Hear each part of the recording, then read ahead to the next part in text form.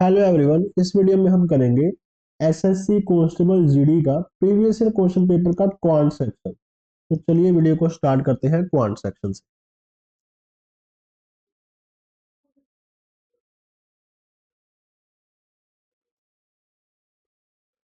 अच्छा, इसका second question से स्टार्ट करेंगे क्योंकि फर्स्ट वाला क्वेश्चन एक्चुअली में मिस प्रिंट है। तो सेकंड क्वेश्चन से हम इसको स्टार्ट करेंगे। तो क्या कह रहा है क्वेश्चन में, an article is marked 60% above its cost price.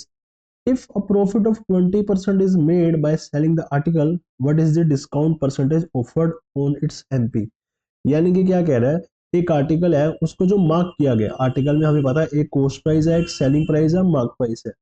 जो उसको मार्क किया गया वो 60% अबव मार्क किया गया। यानी कि अगर वो आर्टिकल 100 का रहा होगा तो हम उसको अभी फिलहाल 100 का अगर हमने खरीदा होगा तो हम उसको 160 पे बेचना चाह रहे हैं।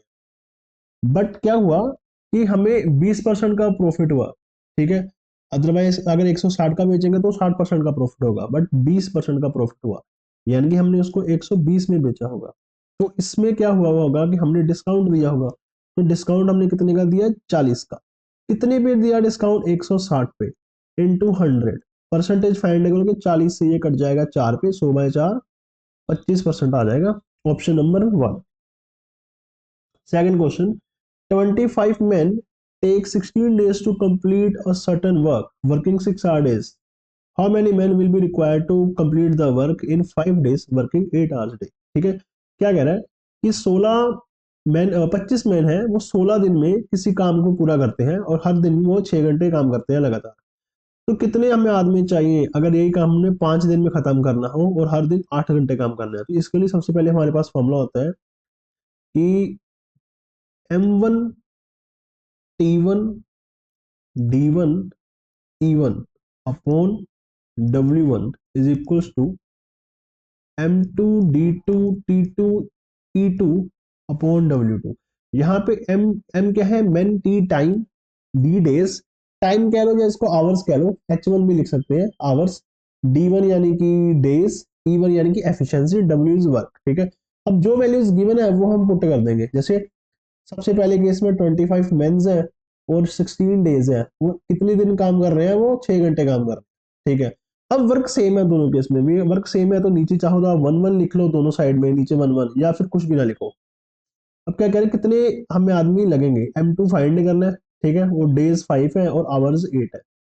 तो M2 फाइंड करना है, क्या करोगे, 8 को कट कर दोगे 16 से और 5 को कट कर दोगे 25 से। तो 5 टू 10, 10 इंटू 6 is 60। यानी कि M2 की वैल्यू कितनी आ जाएगी, 60। यानी कि बी आंसर और second option is the answer. अगले क्वेश्चन में क्या कह रहा है, 36 litre of mixture contains milk and water in the ratio 3:1. If 5 liter of the mixture is replaced by 5 liter of water, then find the ratio of milk to water. सबसे पहले इस question में ना एक गड़बड़ है, यहाँ पे मिक्सचर की जगह एक्चुअल में वाटर आना चाहिए। ठीक है, क्योंकि ऑप्शन, अगर अगर मिक्सचर आएगा ना तो ऑप्शन गलत आ जाएंगे। ठीक है, अगर वाटर होगा तो उसके अकॉर्डिंग ये आंसर सही है जो इन्होंने लिखा हुआ ना 8:1। यानी कहने का क्या मतलब है कि एक हमारे पास ना, मान लो कोई बीकर है जिसमें मिल्क और वाटर पड़ा है, मिल्क और वाटर है जिसकी रेशियो है 3:1 और टोटल कितना है, टोटल ये 36 लीटर है। अगर टोटल 36 लीटर है तो मैं क्या कह सकता हूँ, यानी कि ये जो 3 और 1 है कितना हो गया, 4, 4 की वैल्यू कितनी है 36, 1 की वैल्यू हो जाएगी 9। अगर 1 की वैल्यू 9 है तो मिल्क कितना हो गया 27, वाटर कितना हो गया 9। अब क्या कह रहा है, इसमें से अगर मैं 5 लीटर वाटर रिमूव कर दूं मिक्सचर की जगह वाटर, यानी 5 ये माइनस कर दिया और उसको रिप्लेस कर दूं 5 लीटर मिल्क से, यानी कि मिल्क में ऐड कर, तो ये क्या रेशो हो जाएगी फाइनल। तो 27 और 5 32, 9 में से 5 गया 4। अगर इसकी रेशो निकालोगे तो 8:1 आ जाएगा, ऑप्शन नंबर 3। ठीक है, नेक्स्ट क्वेश्चन। इस क्वेश्चन में क्या कह रहा है, a shopkeeper marks his good 20% above its cost price. He sell 1/4 of the goods at marked price and the remaining at 30% discount on the market price. Find gain or loss। क्या कह रहा है कि एक शॉपकीपर है, सबसे पहले उसने, उसके पास ना कुछ आर्टिकल्स है। ठीक है, ये मेरा सी, ये एस, ये एम। अगर उसने कोई आर्टिकल 100 रुपए का खरीदा है और 20% अबव मार्क किया है, यानी कि 120 का बेचना चाह रहा है। ठीक है, कह रहा है उसने ना 1/4 यानी कि 1/4 आर्टिकल तो एमपीपी बेचे हैं और बाकी के आर्टिकल पे 30% का डिस्काउंट दिया है। तो सबसे पहले 1/4 मीन्स की 1/4, तो सबसे पहले मुझे अज्यूम करने पड़ेगा कि टोटल आर्टिकल्स है कितने। यहाँ पे आर्टिकल्स का खेल है कि टोटल आर्टिकल्स है कितने, तो जो भी डिनोमिनेटर है उसका मल्टीपल यानी 4 अज्यूम कर लूंगा कि 4 आर्टिकल्स है। और कह रहा था 1/4 उसने बेचा एमपी पे, यानी कि एक ही आर्टिकल उसने एमपी पे बेचा, एक आर्टिकल एमपी पे बेच दिया, 100 का 120 पे बेच दिया। जो बाकी के 3 आर्टिकल्स हैं वो उसने डिस्काउंट पे बेचे हैं, 30% डिस्काउंट पे। यानी अगर 120 पे 30% का मैं डिस्काउंट दूंगा तो ये बनती है 36, यानी कि 100 की चीज उसने 84 में बेच दी। ठीक है, अब यहाँ पे देखो ध्यान से, यहाँ पे नुकसान कितने का हो रहा है, यहाँ एक सेकंड, यहाँ पे नुकसान कितने का हो रहा है, 16 रुपए का। 16 रुपए का नुकसान हो रहा है, 3 आर्टिकल बेचे हैं, यानी कि टोटल नुकसान हो गया 48 का।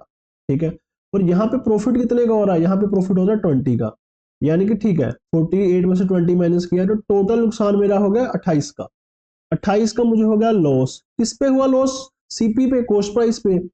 4 आर्टिकल्स हैं, सबका प्राइस 100 है, यानी टोटल प्राइस कितना हो गया 400 इंटू 100। कैलकुलेट करोगे 4 7 28, 0 0 कट जाएगा, तो 7% is the answer, option number 3।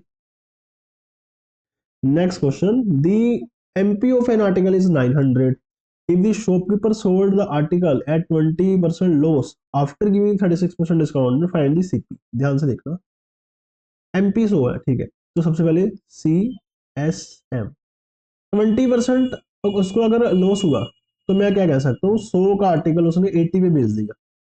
ठीक है, और अगर 30% का 36% का डिस्काउंट दिया तो मैं क्या बोलूंगा, 100 का आर्टिकल था, एमपी था, उसने 36% डिस्काउंट यानी 64 उसने एसपी लगाया। अब ध्यान से देखना,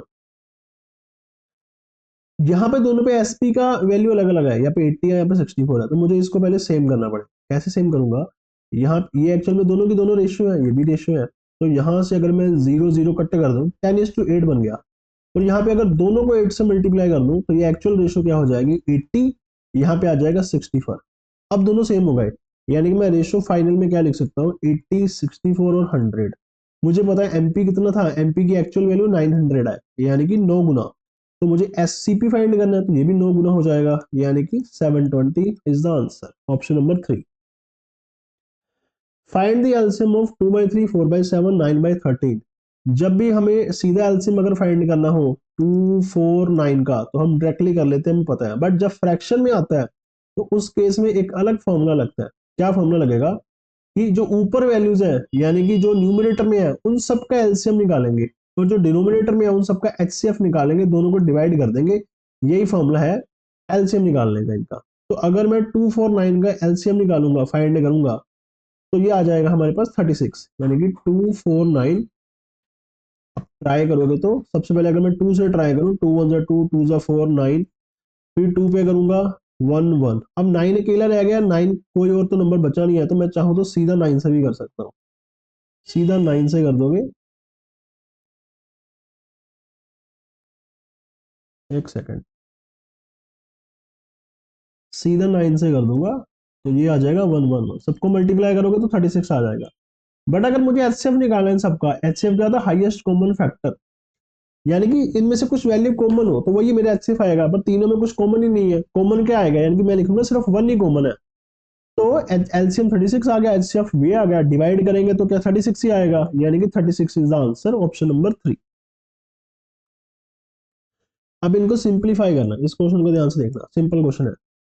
सबसे पहले मुझे पता है बोर्ड मास के अकॉर्डिंग ब्रैकेट सोल्व करनी है, और यहाँ पे एक ब्रैकेट है ये स्क्वायर वाली, एक ये करली वाली, और ये राउंड वाली, उसके बाद में ये बार है, बार भी एक्चुअली ब्रैकेट का ही एक कह सकते हो टाइप है। ठीक है, तो सबसे पहले मैं इस बार को सोल्व करूंगा, 1/4 माइनस 1/6, सबसे सिंपल तरीका क्या है कि क्रॉस मल्टीप्लाई, ऐसे क्रॉस मल्टीप्लाई कर दो और ऐसे आपस में मल्टीप्लाई कर दो, यानी कि 6 माइनस 4 अपॉन 6 4 जा 24, यानी ये आ जाएगा 2/24, और 2/24 को मैं क्या लिख सकता हूँ 1/12, ये यानी ये आ गया 1/12।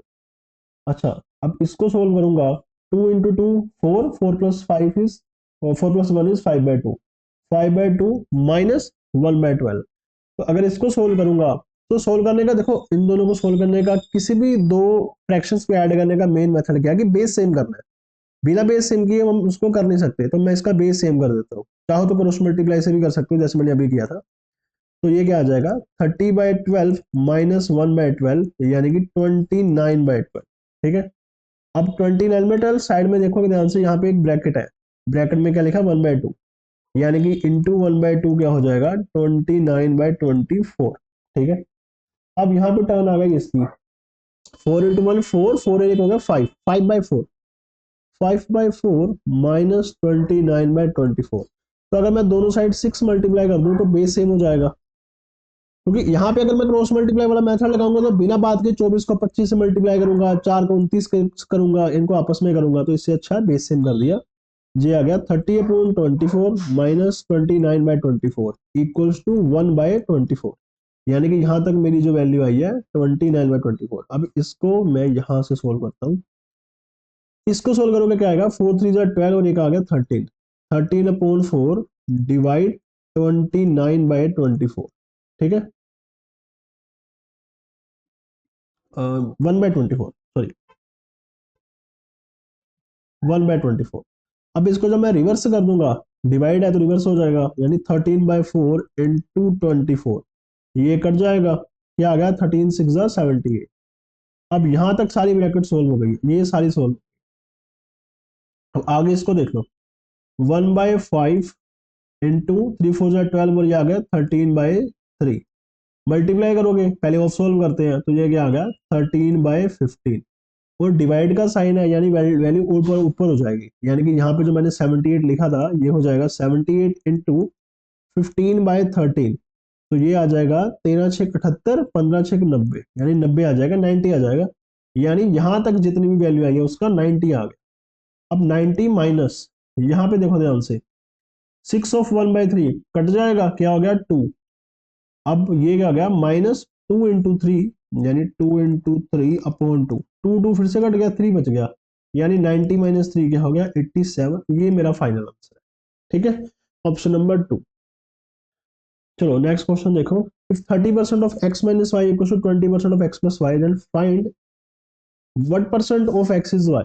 यानी कि सबसे पहले क्या करेंगे, परसेंटेज से परसेंटेज कट जाएगा, जीरो से जीरो कट जाएगा, तो क्या बचेगा 3x minus 3y is equal to 2x plus 2y। X Y एक साइड कर लो तो आप देखोगे x is equal to 5y आ जाएगा, तो x पॉन y अगर मैं रेशियो देखूं तो 1.5 आ रहा है। फाइंड करना कि एक्स वाई का कितना परसेंटेज है। ठीक है, यानी कि एक्स ऊपर वाई नीचे, मेरा मतलब 5 नीचे इंटू 100, तो ये आ जाएगा 20%, यानी कि option number second is the answer. If the perimeter of a rectangle is 50 centimeter and its diagonal is 28, what is the area of that triangle। देखना ध्यान से, यहाँ पे सपोज करो पेरीमीटर हमें पता है कि जो बाउंड्री का सम होता है यानी कि L 2 × L + B, अगर 2 × L + B 50 है तो L + B क्या हो जाएगा, L + B हो जाएगा 25। और हमें डायगोनल का स्क्वायर यानी कि इसका पता है कि इसका अगर मैं स्क्वायर निकालूंगा तो ये क्या आ जाएगा, ये इसकी साइड क्या आ जाएगी 23 आ जाएगी, यानी कि ये एक्चुअल में है क्या हाइपोटेन्यूज, ये क्या मेरे पास बेस, ये क्या मेरे पास परपेंडिकुलर, और परपेंडिकुलर यानी कि लेंथ और ब्रेड्थ है। ठीक है, इसकी मुझे वैल्यू फाइंड करनी है। अगर मैं पाइथागोरस थ्योरम ले आता हूँ तो मुझे पता है कि p² + b² equals to h², और p² यानी कि लेंथ स्क्वायर लिख देता हूँ, length square plus breadth square equals to h²। और यहाँ पे मुझे L² + b² नहीं पता, L + b की वैल्यू पता है, तो आपने एक फॉर्मूला पढ़ा होगा कि a + b का whole square equals to a² + b² + 2ab। यहाँ पे अगर ab को मैं लेंथ और ब्रेड्थ लिख दूं, यानी कि लेंथ और ब्रेड्थ का whole square equals to length square plus breadth square plus 2 × L × b। और यहाँ पे मुझे क्या पता है, इसकी वैल्यू पुट करनी है, L² और b² जानना है, तो मैं क्या करूंगा L² + b² किसके इक्वल हो जाएगा, L + b का होल स्क्वायर माइनस 2lb। अब यहाँ पे L + b का होल स्क्वायर क्या है, L + b है 25, 25 का होल स्क्वायर कितना हो गया 625 माइनस 2lb, ये वैल्यू मैं सीधा यहाँ पे पुट कर दूंगा, तो मैं लिखूंगा 625 minus 2lb equals to h² क्या था 23, h की वैल्यू 23 हाइपोटेन्यूज, उसका स्क्वायर हो जाएगा 529। यहां से 2lb की वैल्यू क्या आ जाएगी, 529 को अगर माइनस करूंगा तो ये आ जाएगा 96 आ जाएगा, और यहाँ पे LB की वैल्यू क्या आ जाएगी 48, एलबी क्या है मेरा, LB is area of rectangle, area of rectangle यही होता है लेंथ इनटू ब्रेड्थ, यानी कि option number 1 is the answer 48 centimetre square. क्या कह रहा है, find the volume of a right cylinder whose area of base is 40 and height is 7।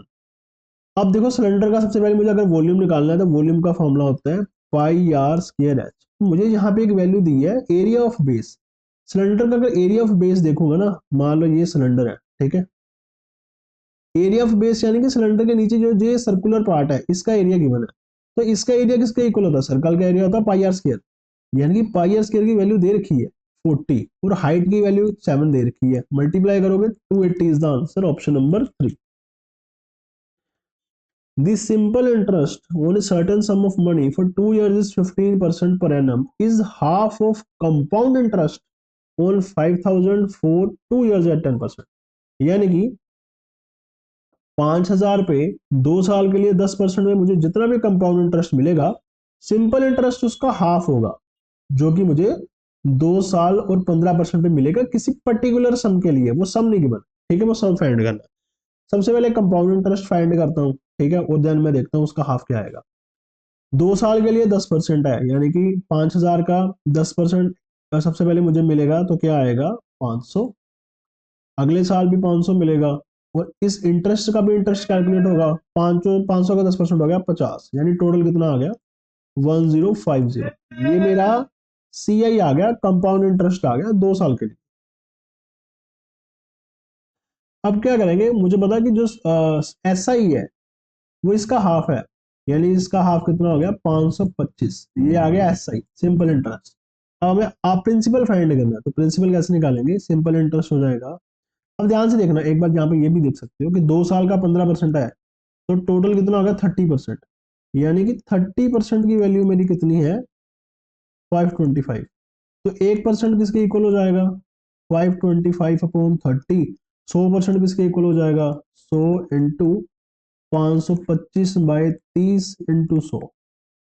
इसको अगर कैलकुलेट करोगे तो 3 1 3, कैरी आ गया यहाँ पे 22, 7 तो 1750 आया आंसर आ जाएगा। अदरवाइज यहाँ पे वो फॉर्मूला भी लगा सकते हैं, S I equal to P R T by 100, P find करना है, एस आई की वैल्यू पुट कर दोगे 525, रेट 15% है, टाइम 2 साल है, अदरवाइज ऐसे भी निकाल सकते। So answer is 3, option number 3 1750। Next question, a boat takes 2 hours to complete a certain distance downstream but it takes 3:1/4 hours to cover same distance upstream, speed of stream 5 है, ठीक है। सबसे पहले डाउनस्ट्रीम का मतलब क्या है, डाउनस्ट्रीम का मतलब क्या है, जिस डायरेक्शन में बोट है उसी, जिस डायरेक्शन में वोटर है उसी डायरेक्शन में बोट है। अपस्ट्रीम का मतलब क्या है, जिस डायरेक्शन में वोटर है उसकी ऑपोजिट डायरेक्शन में बोट है, ठीक है। अब डाउनस्ट्रीम में हम स्पीड कैलकुलेट कैसे करेंगे, जो बोट की स्पीड होगी प्लस जो मोटर की स्पीड होगी, क्योंकि दोनों सेम डायरेक्शन में जा रहे हैं, और अपस्ट्रीम में क्या होगा, यहाँ पे बोट की स्पीड माइनस वाटर की स्पीड होगा, ठीक है। तो सबसे पहले देखना स्पीड का फॉर्मूला क्या है हमारे पास, यहाँ पे एक फॉर्मूला है कि time is equal to distance upon speed, ठीक है। और जो अगर हमारे पास जो जैसे कि डिस्टेंस सेम है, एक बार अपस्ट्रीम जा रही है एक बार डाउनस्ट्रीम जा रही है, जब डिस्टेंस सेम हो तो टाइम का जो भी रेशो होगा उसका बिल्कुल इनवर्स होगा, यानी उसका इनवर्स होगा स्पीड का रेशो, ठीक है। जैसे कि टाइम का रेशो हमारे पास कितना है 2:3:1/4, ये हो गया 12, यानी कि 2:12, और 13/4 यानी ये आ गया 8:13। अगर ये टाइम का रेशो 8:13 है तो स्पीड का रेशो हो जाएगा 13:8, ठीक है। अब ये 13 स्पीड कौन सी है, डाउनस्ट्रीम वाली, ये स्पीड कौन सी है, ये है अपस्ट्रीम वाली, और डाउन स्पीड स्ट्रीम क्या है B plus W, boat plus water, upstream क्या है B minus W, boat minus water. अब अगर मैं इन दोनों इक्वेशंस को ऐड कर दूं, सॉरी माइनस कर दूं, तो क्या होगा बी और बी कट जाएगा, और ये डब्ल्यू और ये माइनस का डब्ल्यू ऐड हो जाएंगे, क्योंकि माइनस माइनस प्लस हो जाएगा, यानी 2W इसके इक्वल आ जाएगा, ऐड करूंगा 13 और 18, और 13 और 8 कितने हो जाएंगे, सॉरी माइनस करूंगा 13 में से 8 गए 5, और W की वैल्यू कितनी आ जाएगी 5/2, 5/2 जो क्या है फ्रैक्शन में आई है, या मैं बोलूँ रेशो में आई है, या मैं बोलूँ 5/2 x आई है, इसकी एक्चुअल वैल्यू कितनी है 5 किलोमीटर पर आवर, यानी कि एक्चुअल वैल्यू कितनी आ गई 5 किलोमीटर। जहां से x की वैल्यू कितनी आ जाएगी 5 × 2/5, यानी x की वैल्यू 2 आ जाएगी। यानी एक्चुअल में ये जो 13 है ये 26 है एक्चुअल वैल्यू, और ये जो 18 है ये 16 है। अब मुझे फाइंड करना, find of speed of boat in still water, boat की स्पीड फाइंड करनी है। तो दोनों का अगर मैं ऐड कर दूंगा, क्योंकि b+w और b-w ऐड करूंगा तो क्या आएगा 2b, और 26 और 16 कितने हो जाएगा अगर ऐड करोगे तो ये आ जाएगा 42। तो b की स्पीड यहां से कितनी आ जाएगी 21 किलोमीटर पर आवर। तो option number 1 is the answer. In a class of 80 students, 40% are girls and the rest are boys. The average weight of boys is 55.5 and the average weight of the all the students is 54.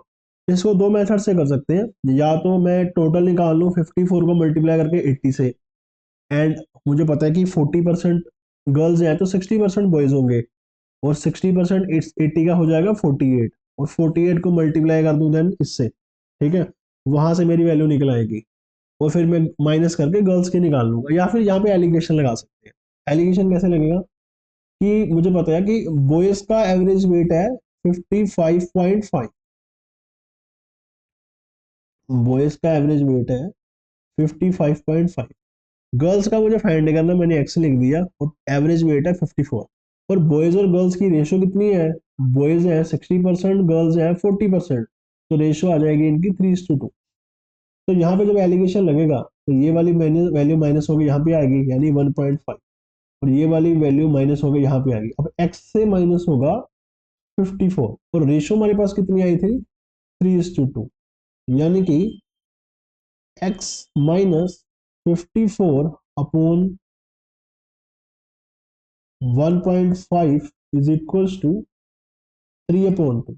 Cross multiply करेंगे, यहाँ से x की value निकल आएगी, क्या आएगा 2x minus 108 is equals to 4.5। यहाँ पे 2x क्या आ जाएगा 108 और 4 112.5, और यहाँ से x की वैल्यू आ जाएगी,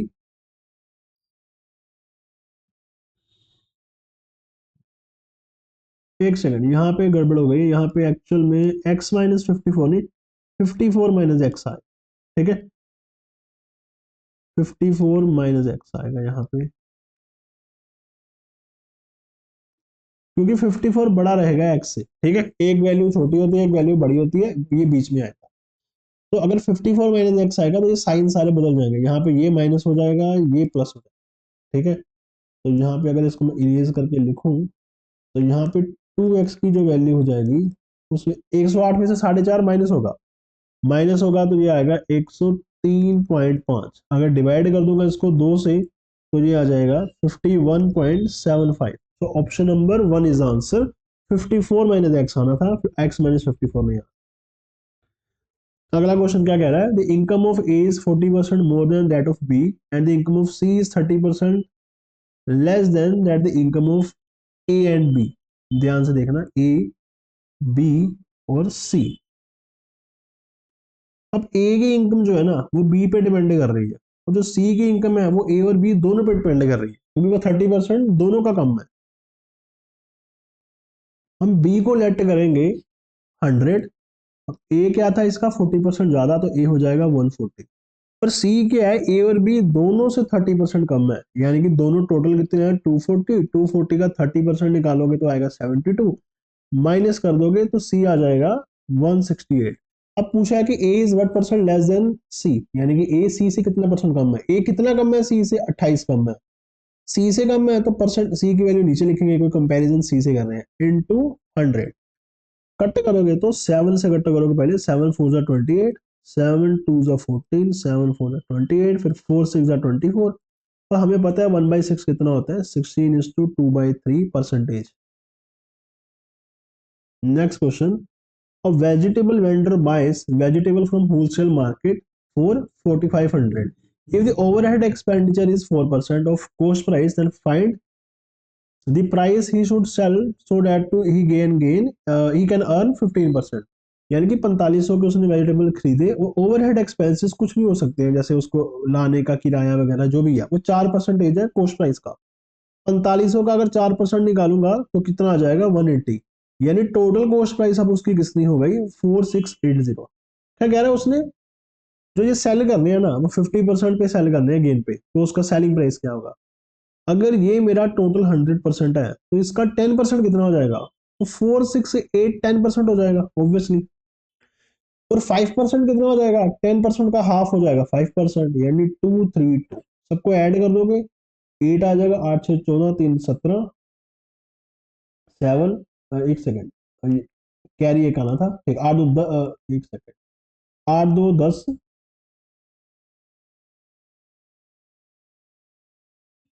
यहाँ पे एक सेकेंड, यहाँ पे 8 3 4, हाँ अब आएगा 8 4 12, ये आ गया कैरी 9 9 9 कितने 18, 8 फिर से एक कैरी 6 4 10 और 13, एक आ गया 5, यानी 5382 ऑप्शन आ जाएगा, option number 3 is answer. Next question क्या कह रहा है, अ train x is travelling at speed of 58 kilometre per our takes 16 seconds to completely cross another train y traveling at a speed of 50 kilometre per our in opposite direction. यानी एक train x है एक train Y है, दोनों opposite direction में जा रही है। हमें पता है जब ऑपोजिट डायरेक्शन में ट्रेन जाती है तो स्पीड ऐड होती है। और फॉर्मूला क्या है हमारे पास, time is equal to distance upon speed. Time कितने हैं 16 सेकंड्स है। डिस्टेंस, अच्छा डिस्टेंस क्या होगा, डिस्टेंस यानी कि ट्रेन की खुद की लेंथ। यहाँ पे क्या कह रहा है कि वाई ट्रेन की जो लेंथ है वो 3 टाइम है एक्स ट्रेन की लेंथ के।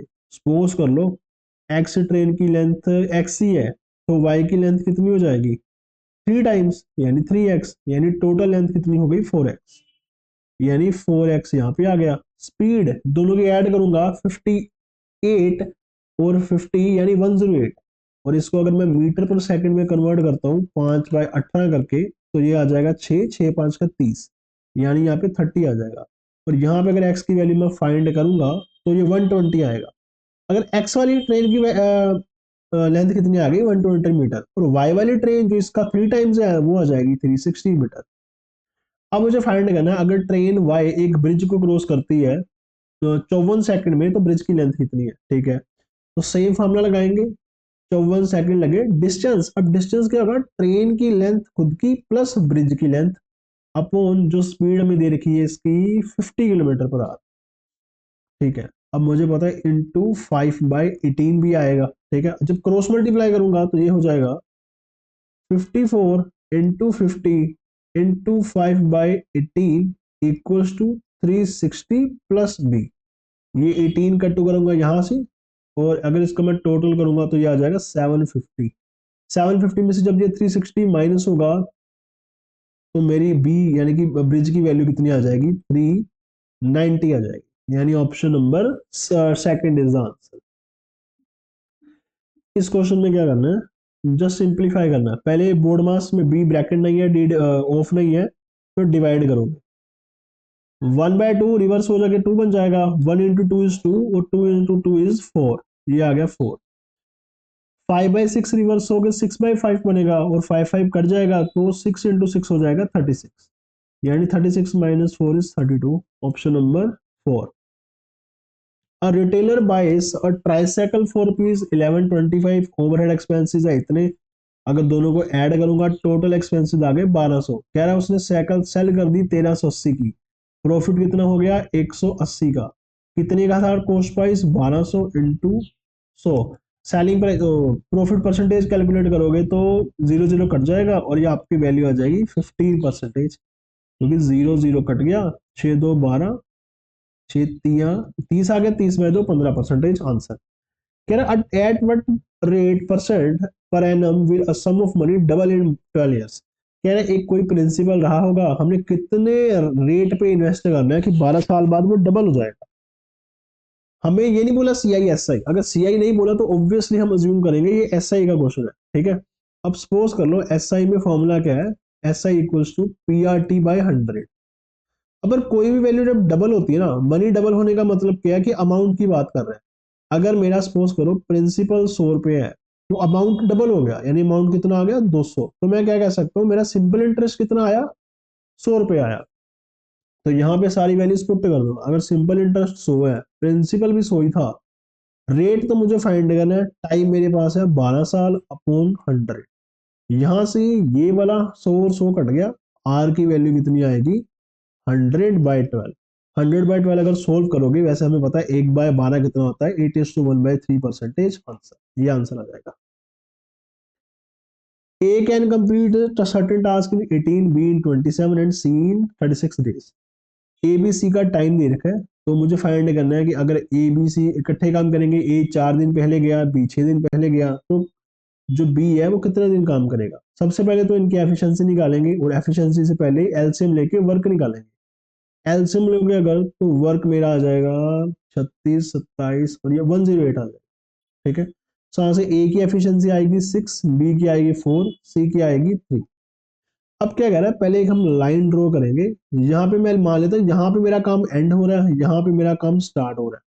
सपोज कर लो हमने क्या बोला था कि जो सी है, जो ए है वो 4 दिन पहले गया और बी 6 दिन पहले। मान लो यहाँ पे ए चला गया, ये 4 दिन है, यहाँ पे ए चला गया और बी गया 6 दिन पहले, यानी काम खत्म होने से 6 दिन पहले। सपोज करो यहाँ कहीं पे बी गया होगा, यानी अगर 4 दिन ये थे तो ये 2 दिन रहे होंगे, तो ये हमें फाइंड करना है। तो उसने बोला था बी ने कितने दिन काम किया, तो ये जो दिन है वो ये बी ने काम किया होगा, बी ने। ठीक है, अच्छा अब ध्यान से देखना, यहां से सबसे पहले गया बी। जब यहाँ पे सबसे पहले बी गया, तो ये बाकी का काम, ये वाला काम किसने किया होगा, ये वाला काम, ये काम किया होगा ए और सी ने। ए और सी की एफिशिएंसी है 6 और 3 9, काम हुआ 2 दिन, यानी ए और सी ने कितना काम किया, टोटल 18। अब यहाँ पे ए भी चला गया, तो ये वाला काम किसने किया होगा, फिर सिर्फ सी ने। सी की एफिशिएंसी है 3, टाइम है 4 दिन, और सी ने फिर कितना काम किया 4 दिन में, 3 चौक 12, यानी टोटल 30 काम हो गया यहाँ पे। यहाँ टोटल में जो कितना काम हुआ 30 दिन हो गया। तो ये जो बचा ये वाला पार्ट है, यहाँ पे कितना काम रहा होगा, 108 टोटल था, 30 आगे हुआ है, तो यहाँ पे कितना काम बचा 78। और ये काम किसने किया, ए बी सी तीनों ने किया, क्योंकि अभी कोई छोड़ के गया नहीं था। तो तीनों की एफिशिएंसी टोटल कितनी है 13, यानी कि 78/13 कितना आ जाएगा, 6 डेज आ जाएगा। यानी यहाँ पे सबने 6 दिन काम किया है, ए ने, बी ने और सी ने। यानी कि बी ने जब पूछा था कितने दिन काम किया है, तो वो आ जाएगा 6 डेज आंसर, क्योंकि उसके बाद तो बी चला ही गया। तो option number 2 6 is the answer. The LCM of two number is 12 times their HCF. कह रहा है कि दो कोई नंबर है, उनका जो एलसीएम है वो 12 टाइम्स ऑफ एचसीएफ है। एचसीएफ है, एलसीएम है, ठीक है। If one of the number is 15, सबसे पहले तो मैं ये बता दूं कि किसी भी दो नंबर का हम अगर हमें एचसीएफ एलसीएम दिया हो, तो हमारे पास फॉर्मूला क्या होता है, number 1 into number 2 is equal to HCF into LCM. ये फॉर्मूला है कि दोनों नंबर को जो मल्टीप्लाई करेंगे, जो वैल्यू आएगी वो इक्वल आएगी एचसीएफ और एलसीएम को मल्टीप्लाई करके। ठीक है, आगे क्या बोला है, sum of HCF and LCM is 65। अब ध्यान से देखना क्या कह रहा है, एचसीएफ और एलसीएम का सम 65 है। मुझे पता है एल 12h की इक्वल है, 12 इंटू एच, तो मैं यहाँ पे लिख सकता हूँ एच प्लस एल की जगह अगर मैं 12h लिख दूं तो ये 65, यानी 13 और एच इज इक्वल टू 65। यहाँ से एच की वैल्यू कितनी आ जाएगी, 65/13 यानी 5 आ जाएगी। अगर एच की वैल्यू 5 आ जाएगी, तो यहाँ से एल की वैल्यू क्या आ जाएगी, ध्यान से देखना, एल की वैल्यू आ जाएगी 60 आ जाएगी। अगर पुट करोगे आप, चाहे यहाँ पे पुट कर लो चाहे यहाँ पे पुट कर लो, ठीक है, एल की वैल्यू 60 आ जाएगी। अब नंबर फाइंड कर लेंगे, एक नंबर तो 15 गिवन था, दूसरा नंबर फाइंड करना है। एचसीएफ है 5, एलसीएम है 60, तो 15 चौके 60, n2 यानी 5 इंटू 4 कितना आ जाएगा 20, यानी option number 2 is the answer 20। Next question क्या कह रहा है, 45% of a number is equal to 2/3 of another number. यानी कि 45% of a number A let कर लो equal to 2/3 of a number कुछ भी लेट कर लो B. Find the ratio of the first to second number. ठीक है, 45% लिखा है, यानी कि परसेंटेज हटा के हम 100 लिखेंगे नीचे, A equals to 2/3 of B. Of B क्या, मल्टीप्लाई लिख दो बी। अब ए रेशियो बी फाइंड करना है, बी को नीचे ले आओ, बाकी वैल्यूज उधर ले जाओ।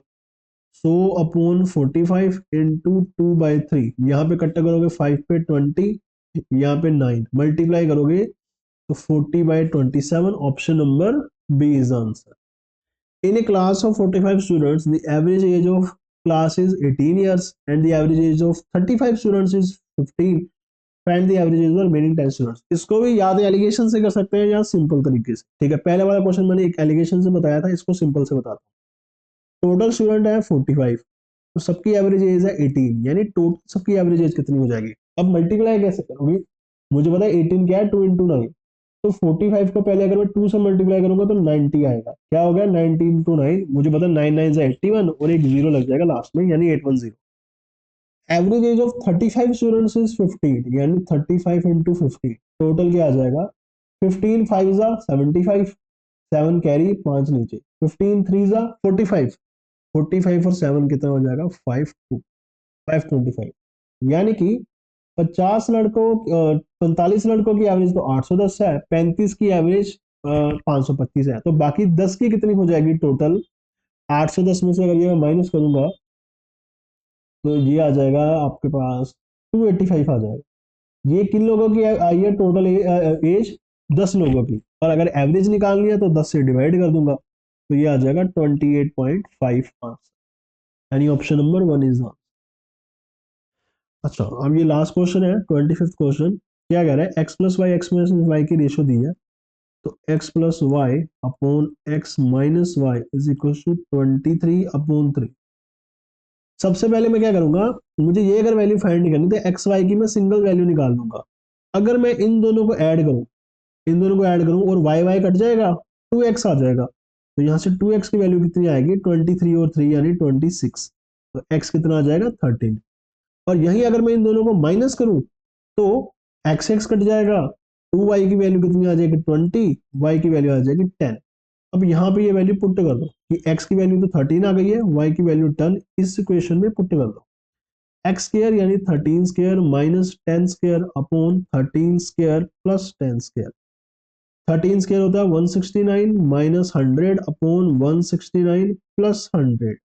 सॉल्व करोगे तो ऊपर 69 नीचे आ जाएगा 269, यानी option number 2 is the answer. तो ये था जीडी कॉन्स्टेबल एसएससी का क्वांट का सेक्शन। ठीक है, वीडियो को अच्छे से देखना और रिवाइज करना। Thank you.